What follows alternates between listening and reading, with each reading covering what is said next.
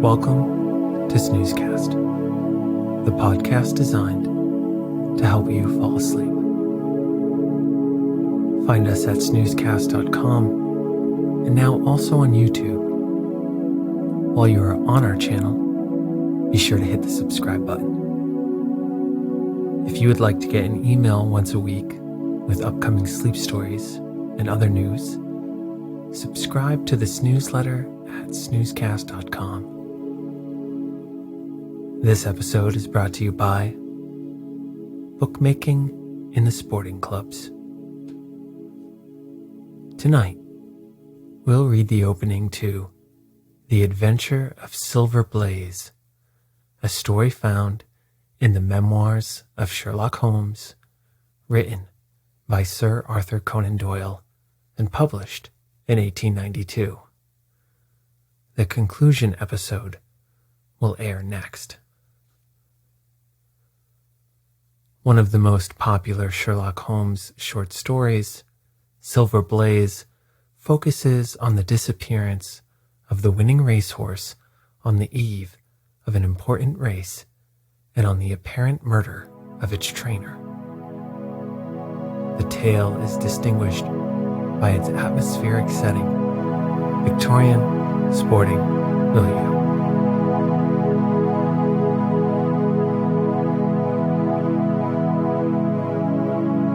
Let's get cozy.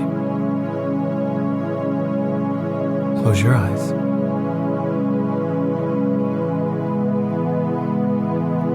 Relax your body into the softness of your bed.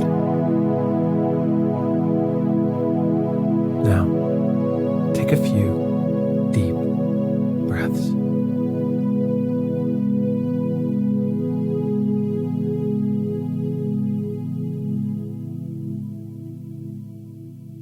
I am afraid, Watson, that I shall have to go, said Holmes, as we sat down together to our breakfast one morning. Go? Where to? To Dartmoor, to King's Pyland. I was not surprised. Indeed, my only wonder was that he had not already been mixed up in this extraordinary case, which was the one topic of conversation through the length and breadth of England. For a whole day, my companion had rambled about the room with his chin upon his chest and his brows knitted, charging and recharging his pipe with the strongest black tobacco, and absolutely deaf to any of my questions or remarks. Fresh editions of every paper had been sent up by our newsagent, only to be glanced over and tossed down into a corner. Yet, silent as he was, I knew perfectly well what it was over which he was brooding. I should be most happy to go down with you if I should not be in the way, said I. My dear Watson, you would confer a great favor upon me by coming, and I think that your time will not be misspent, for there are points about the case which promise to make it an absolutely unique one. We have, I think, just time to catch our train at Paddington, and I will go further into the matter upon our journey. You would oblige me by bringing with you your very excellent field glass. And so it happened that an hour or so later, I found myself in the corner of a first-class carriage flying along en route for Exeter, while Sherlock Holmes, with his sharp, eager face, framed in his ear-flapped traveling cap, dipped rapidly into the bundle of fresh papers which he had procured at Paddington. We had left Reading far behind us before he thrust the last one of them under the seat and offered me his cigar case. I presume that you have looked into this matter of the murder of John Straker and the disappearance of Silver Blaze. I have seen what the Telegraph and the Chronicle have to say. It is one of those cases where the art of the reasoner should be used rather for the sifting of details than for the acquiring of fresh evidence. The tragedy has been so uncommon, so complete, and of such personal importance to so many people that we are suffering of surmise, conjecture, and hypothesis. The difficulty is to detach the framework of fact, of absolute undeniable fact, from the embellishments of theorists and reporters. On Tuesday evening, I received telegrams from both Colonel Ross, the owner of the horse, and from Inspector Gregory, who is looking after the case, inviting my cooperation. So you have formed a theory then? At least I have got a grip of the essential facts of the case. I shall enumerate them to you, for nothing clears up a case so much as stating it to another person, and I can hardly expect your cooperation if I do not show you the position from which we start. I lay back against the cushions, puffing at my cigar, while Holmes, leaning forward, with his long, thin forefinger, checking off the points upon the palm of his left hand, gave me a sketch of the events which had led to our journey. Silver Blaze, said he, is from the isonomy stock, and holds as brilliant a record as his famous ancestor. He is now in his 5th year, and has brought in turn each of the prizes of the turf to Colonel Ross, his fortunate owner. Up to the time of the catastrophe, he was the first favorite for the Wessex Cup, the betting being 3-1 on him. He has always, however, been a prime favorite with the racing public, and has never yet disappointed them, so that even at those odds enormous sums of money have been laid upon him. It is obvious, therefore, that there were many people who had the strongest interest in preventing Silver Blaze from being there at the fall of the flag next Tuesday. The fact was, of course, appreciated at King's Pyland, where the Colonel's training stable is situated. Every precaution was taken to guard the favorite. The trainer, John Straker, is a retired jockey who rode in Colonel Ross's colors before he became too heavy for the weighing chair. He has served the Colonel for 5 years as jockey and for 7 as trainer, and has always shown himself to be a zealous and honest servant. Under him were 3 lads, for the establishment was a small one, containing only 4 horses in all. One of these lads sat up each night in the stable, while the others slept in the loft. All 3 bore excellent characters. John Straker, who was a married man, lived in a small villa about 200 yards from the stables. He has no children, keeps 1 maidservant, and is comfortably off. The country round is very lonely, but about half a mile to the north there is a small cluster of villas which have been built by a Tavistock contractor for the use of invalids and others who may wish to enjoy the pure Dartmoor air. Tavistock itself lies 2 miles to the west, while across the moor, also about 2 miles distant, is the larger training establishment of Mapleton, which belongs to Lord Backwater and is managed by Silas Brown.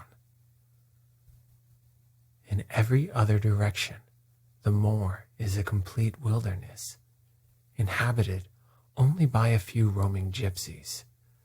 Such was the general situation last Monday night when the catastrophe occurred. On that evening, the horses had been exercised and watered as usual, and the stables were locked up at 9 o'clock. Two of the lads walked up to the trainer's house, where they had supper in the kitchen, while the third, Ned Hunter, remained on guard. At a few minutes after 9, the maid, Edith Baxter, carried down to the stables his supper, which consisted of a dish of curried mutton. The maid carried a lantern with her, as it was very dark and the path ran across the open moor. Edith Baxter was within 30 yards of the stables when a man appeared out of the darkness and called to her to stop. As he stepped into the circle of yellow light thrown by the lantern, she saw that he was a person of gentlemanly bearing, dressed in a gray suit of tweeds with a cloth cap. He wore gaiters and carried a heavy stick with a knob to it. She was most impressed, however, by the extreme pallor of his face and by the nervousness of his manner. His age, she thought, would be rather over 30 than under it. "Can you tell me where I am?" he asked. "I had almost made up my mind to sleep on the moor when I saw the light of your lantern." "You are close to the King's Pyland training stables," said she. "Oh, indeed! What a stroke of luck!" he cried. "I understand that a stable boy sleeps there alone every night. Perhaps that is his supper which you are carrying to him. Now I am sure that you would not be too proud to earn the price of a new dress, would you?" He took a piece of white paper folded up out of his waistcoat pocket. "See that the boy has this tonight, and you shall have the prettiest frock that money can buy." She was frightened by the earnestness of his manner, and ran past him to the window through which she was accustomed to hand the meals. It was already opened, and Hunter was seated at the small table inside. She had begun to tell him of what had happened, when the stranger came up again. "Good evening," said he, looking through the window. "I wanted to have a word with you." The girl has sworn that as he spoke, she noticed the corner of the little paper protruding from his closed hand. "What business have you here?" asked the lad. "It's business that may put something into your pocket," said the other. "You've 2 horses in for the Wessex Cup, Silver Blaze and Bayard. Let me have the straight tip, and you won't be a loser. Is it a fact that at the weights Bayard could give the other 100 yards in 5 furlongs, and that the stable have put their money on him?" "So you're one of those touts," cried the lad. "I'll show you how we serve them in King's Pyland." He sprang up and rushed across the stable to unloose the dog. The girl fled away to the house, but as she ran, she looked back and saw that the stranger was leaning through the window. A minute later, however, when Hunter rushed out with the hound, he was gone. And though he ran all around the buildings, he failed to find any trace of him. "One moment," I asked. "Did the stable boy, when he ran out with the dog, leave the door unlocked behind him?" "Excellent, Watson, excellent," murmured my companion. "The importance of the point struck me so forcibly that I sent a special wire to Dartmoor yesterday to clear the matter up. The boy locked the door before he left it. The window, I may add, was not large enough for a man to get through." Hunter waited until his fellow grooms had returned, when he sent a message to the trainer and told him what had occurred. Straker was excited at hearing the account, although he does not seem to have quite realized its true significance. It left him, however, vaguely uneasy, and Mrs. Straker, waking at 1 in the morning, found that he was dressing. In reply to her inquiries, he said that he could not sleep on account of his anxiety about the horses, and that he intended to walk down to the stables to see that all was well. She begged him to remain at home, as she could hear the rain pattering against the window, but in spite of her entreaties, he pulled on his large mackintosh and left the house. Mrs. Straker awoke at 7 in the morning to find that her husband had not yet returned. She dressed herself hastily, called the maid, and set off for the stables. The door was open. Inside, huddled together upon a chair, Hunter was sunk in a state of absolute stupor. The favorite's stall was empty, and there were no signs of his trainer. The two lads who slept in the chaff-cutting loft above the harness room were quickly aroused. They had heard nothing during the night, for they are both sound sleepers. Hunter was obviously under the influence of some powerful drug, and as no sense could be got out of him, he was left to sleep it off while the two lads and the two women ran out in search of the absentees. They still had hopes that the trainer had for some reason taken out the horse for early exercise, but on ascending the knoll near the house, from which all the neighboring moors were visible, they not only could see no signs of the missing favorite, but they perceived something which warned them that they were in the presence of a tragedy. About 1/4 of a mile from the stables, John Straker's overcoat was flapped from a furze bush. Immediately beyond there was a bowl-shaped depression in the moor, and at the bottom of this was found the body of the unfortunate trainer. His head had been hit from some heavy weapon, and he was wounded on the thigh, where there was a long, clean cut. It was clear, however, that Straker had defended himself vigorously against his assailants, for in his right hand he held a small, bloody knife, while in his left he clasped a red and black silk cravat, which was recognized by the maid as having been worn on the preceding evening by the stranger who had visited the stables. Hunter, on recovering from his stupor, was also quite positive as to the ownership of the cravat. He was equally certain that the same stranger had, while standing at the window, drugged his curried mutton and so deprived the stables of their watchman. As to the missing horse, there were abundant proofs in the mud which lay at the bottom of the fatal hollow that he had been there at the time of the struggle. But from that morning he has disappeared, and although a large reward has been offered, and all the gypsies of Dartmoor are on the alert, no news has come of him. Finally, an analysis has shown that the remains of his supper left by the stable lad contain an appreciable quantity of powdered opium, while the people at the house partook of the same dish on the same night without any ill effect. Those are the main facts of the case, stripped of all surmise, and stated as baldly as possible.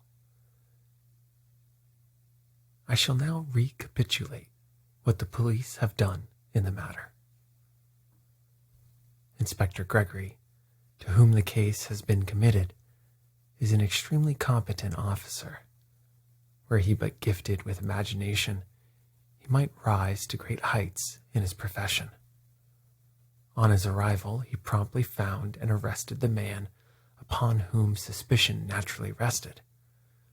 There was little difficulty in finding him, for he inhabited one of those villas which I have mentioned. His name, it appears, was Fitzroy Simpson. He was a man of excellent birth and education, who had squandered a fortune upon the turf, and who lived now by doing a little quiet and genteel bookmaking in the sporting clubs of London. An examination of his betting book shows that bets to the amount of £5,000 had been registered by him against the favorite. On being arrested, he volunteered the statement that he had come down to Dartmoor in the hope of getting some information about the King's Pyland horses, and also about Desborough, the second favorite, which was in charge of Silas Brown at the Mapleton stables.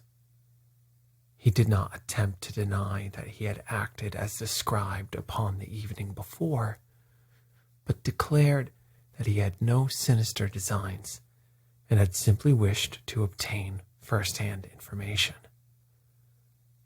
When confronted with his cravat, he turned very pale and was utterly unable to account for its presence in the hand of the murdered man. His wet clothing showed that he had been out in the storm of the night before, and his stick, which was a Penang lawyer weighted with lead, was just such a weapon as might have inflicted the injuries to which the trainer had succumbed.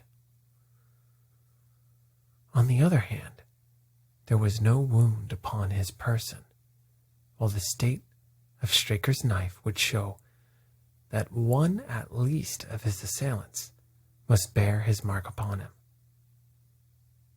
There you have it all in a nutshell, Watson, and if you can give me any light, I shall be infinitely obliged to you.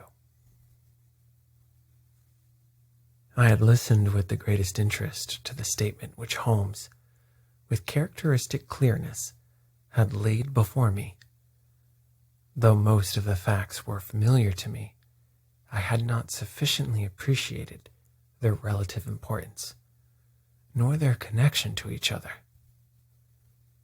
Is it not possible, I suggested, that the incised wound upon Straker may have been caused by his own knife in the convulsive struggles which follow any brain injury? It is more than possible. It is probable, said Holmes. In that case, one of the main points in favor of the accused disappears. And yet, said I, even now, I fail to understand what the theory of the police can be. I am afraid that whatever theory we state has very grave objections to it, returned my companion. The police imagine, I take it, that this Fitzroy Simpson, having drugged the lad and having in some way obtained a duplicate key, opened the stable door and took out the horse with the intention, apparently, of kidnapping him altogether. His bridle is missing, so that Simpson must have put this on. Then, having left the door open behind him, he was leading the horse away over the moor, when he was either met or overtaken by the trainer. A row naturally ensued. Simpson beat the trainer with his heavy stick without receiving an injury from the small knife which Straker used in self-defense. And then the thief either led the horse onto some secret hiding place, or else it may have bolted during the struggle and be now wandering out on the moors. That is the case as it appears to the police, and improbable as it is, all other explanations are more improbable still. However, I shall very quickly test the matter when I am once upon the spot, and until then, I cannot really see how we can get much further than our present position. It was evening before we reached the town of Tavistock, which lies like the boss of a shield in the middle of the huge circle of Dartmoor. 2 gentlemen were awaiting us in the station, the one a tall, fair man with a lion-like hair and beard curiously penetrating light blue eyes. The other, a small, alert person, very neat and dapper, in a frock coat and gaiters, with trim little side whiskers and an eyeglass. The latter was Colonel Ross, the well-known sportsman. The other, Inspector Gregory, a man who was rapidly making his name in the English detective service. "I'm delighted that you have come down, Mr. Holmes," said the colonel.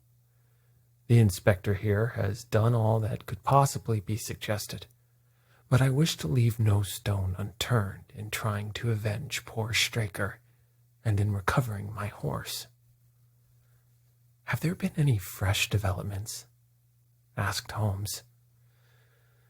"I am sorry to say that we have made very little progress," said the inspector. "We have an open carriage outside, and as you would no doubt like to see the place before the light fails, we might talk it over as we drive." A minute later, we were all seated in a comfortable landau and were rattling through the quaint old Devonshire city. Inspector Gregory was full of his case and poured out a stream of remarks, while Holmes threw in an occasional question or interjection. Colonel Ross leaned back with his arms folded and his hat tilted over his eyes, while I listened with interest to the dialogue of the 2 detectives. Gregory was formulating his theory, which was almost exactly what Holmes had foretold in the train. "The net is drawn pretty close round Fitzroy Simpson," he remarked, "and I believe myself that he is our man. At the same time, I recognize that the evidence is purely circumstantial, and that some new development may upset it." "How about Straker's knife?" "We have quite come to the conclusion that he wounded himself in his fall. My friend Dr. Watson made that suggestion to me as we came down. If so, it would tell against this man Simpson. Undoubtedly, he has neither a knife nor any sign of a wound. The evidence against him is certainly very strong. He had a great interest in the disappearance of the favorite. He lies under suspicion of having poisoned the stable boy. He was undoubtedly out in the storm. He was armed with a heavy stick, and his cravat was found in the dead man's hand. I really think we have enough to go before a jury." Holmes shook his head. "A clever counsel would tear it all to rags," said he. "Why should he take the horse out of the stable? If he wished to injure it, why could he not do it there? Has a duplicate key been found in his possession? What chemist sold him the powdered opium? Above all, where could he, a stranger to the district, hide a horse, and such a horse as this? What is his own explanation as to the paper which he wished the maid to give to the stable boy? He says that it was a 10-pound note. One was found in his purse. But your other difficulties are not so formidable as they may seem. He is not a stranger to the district. He has twice lodged at Tavistock in the summer. The opium was probably brought from London. The key, having served its purpose, would be hurled away. The horse may be at the bottom of one of the pits or old mines upon the moor. What does he say about the cravat? He acknowledges that it is his, and declares that he had lost it. But a new element has been introduced into the case which may account for his leading the horse from the stable. Holmes pricked up his ears. We have found traces which show that a party of gypsies encamped on Monday night within a mile of the spot where the murder took place. On Tuesday, they were gone. Now, presuming that there was some understanding between Simpson and these gypsies. Might he not have been leading the horse to them when he was overtaken? And may they not have him now? It is certainly possible. The moor is being scoured for these gypsies.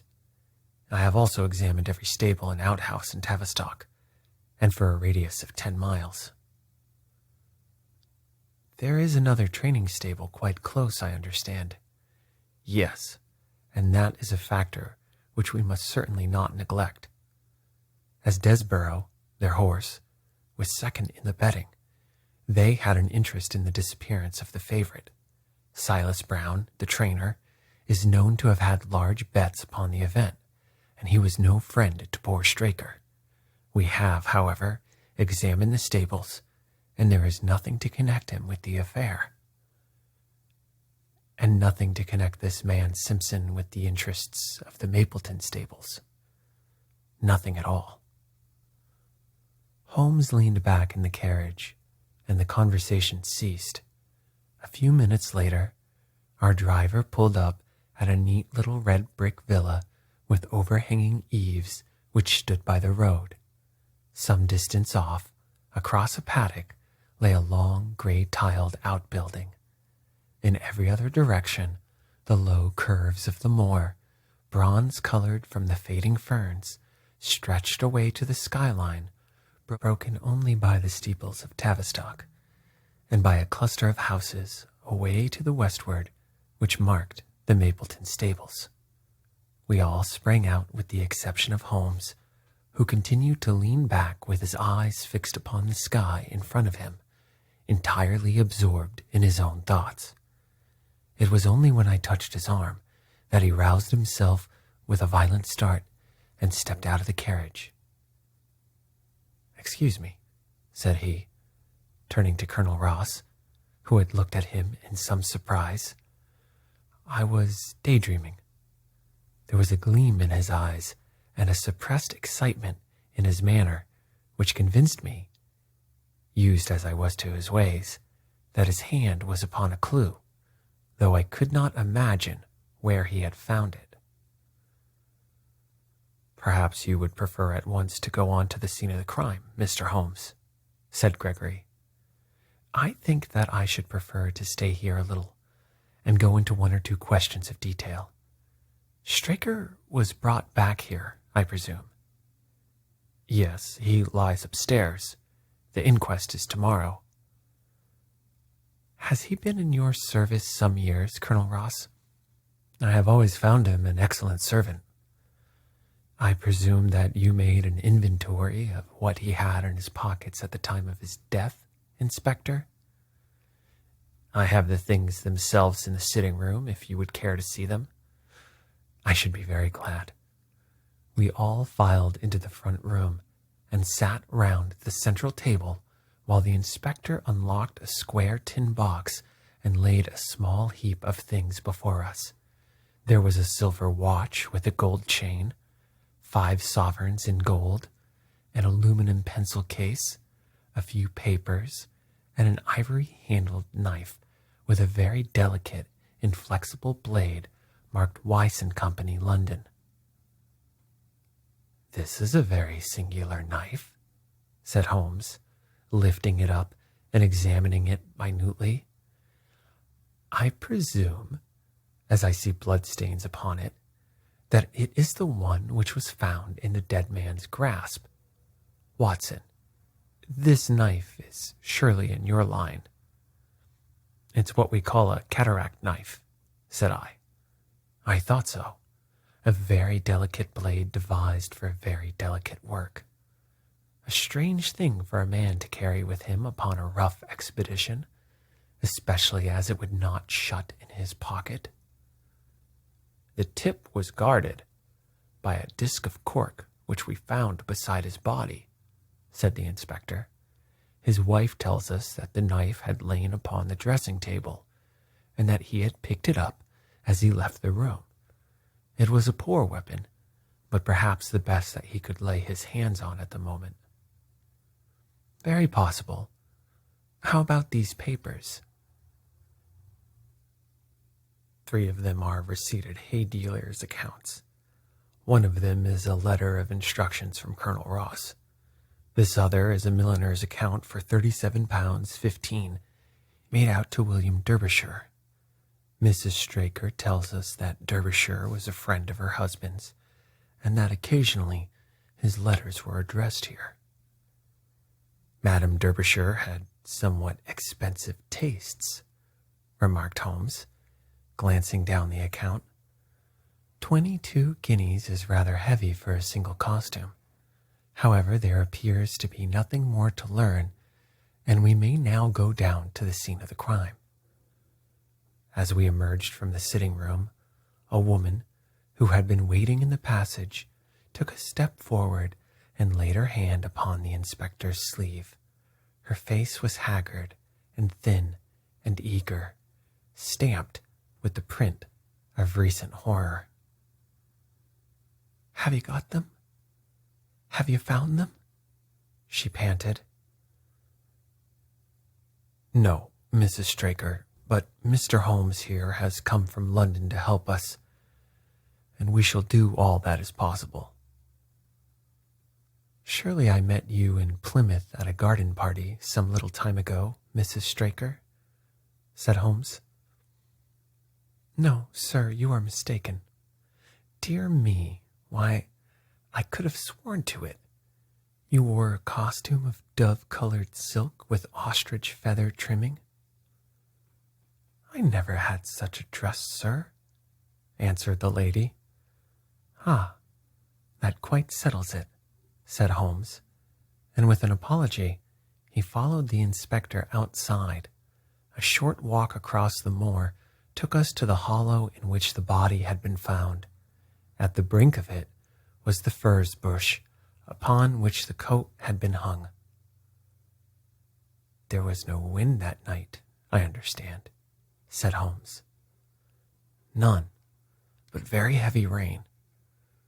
"In that case, the overcoat was not blown against the furze bush, but placed there." "Yes, it was laid across the bush." "You fill me with interest. I perceive that the ground has been trampled up a good deal. No doubt many feet had been here since Monday night." He took the boots from the bag and compared the impressions of each of them with marks upon the ground.